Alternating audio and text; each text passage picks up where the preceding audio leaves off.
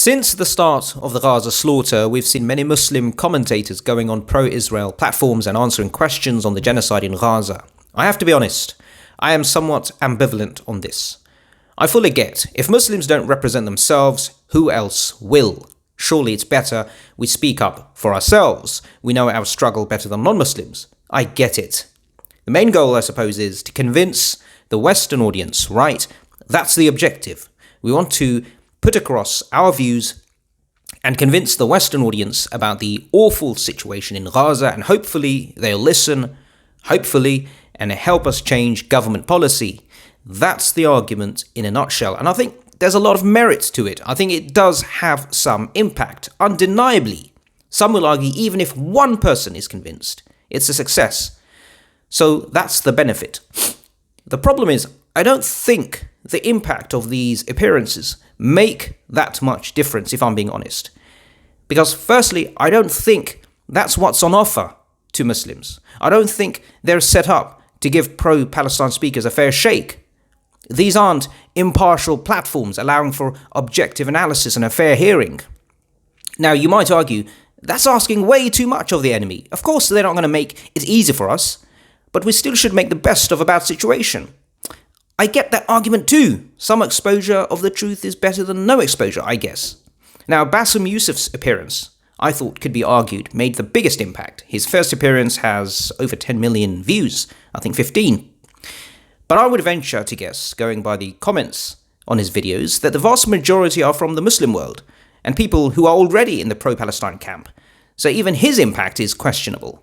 There's an argument that could be made, which is a fair one, that his new audience, the new Muslims joining Piers' show, will make Piers more cognizant about representing them more fairly, and that might shift his narrative towards being more fair.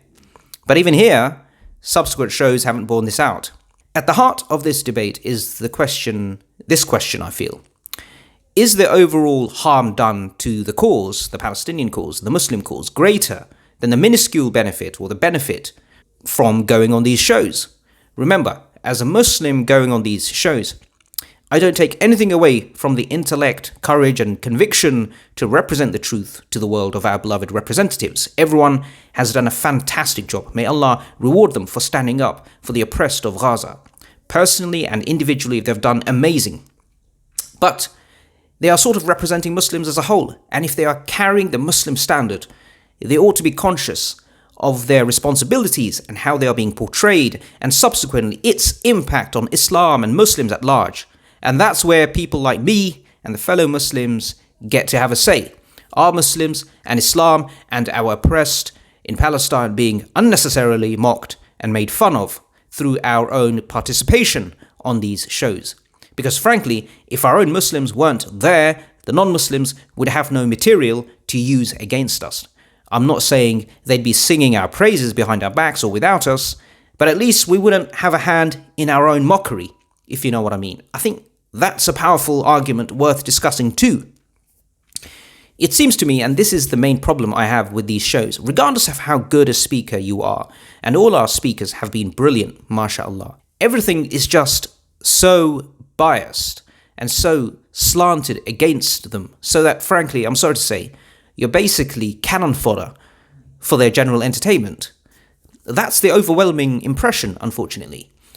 Piers Morgan Uncensored, James Whale Unleashed, GB News, etc. These shows, they aren't exactly news channels. They are entertainment opinion channels that exist purely to provide entertainment for their low IQ, bigoted audience. That's the truth.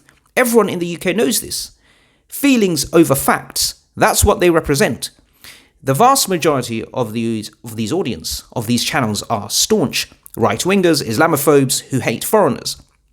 And regardless of how good an argument you make, they're never going to be convinced by any argument supporting the Palestinians.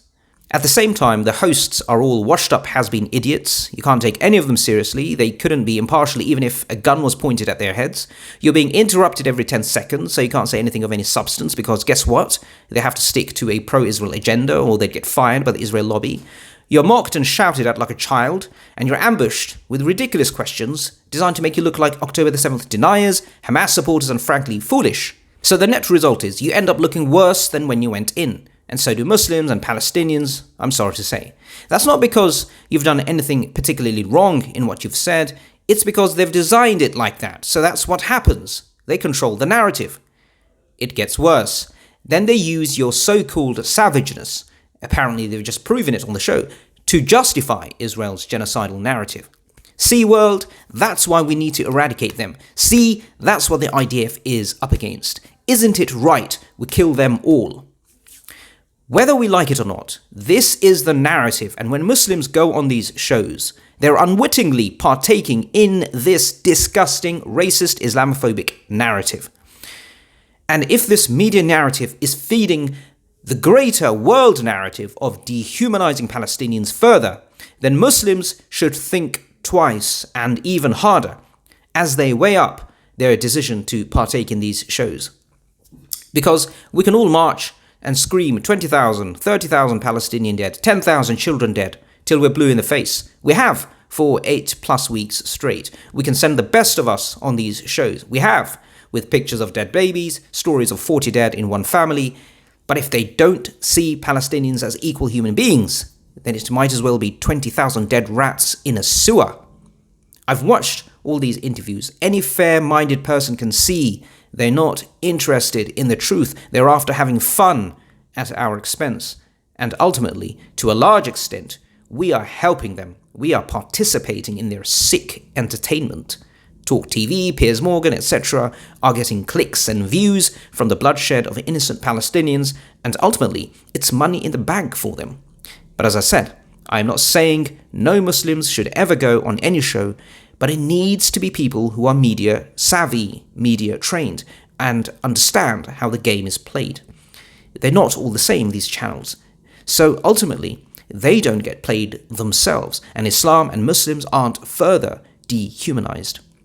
So yes, so far from what I've seen, the harm probably outweighs the benefit. But that's just my opinion.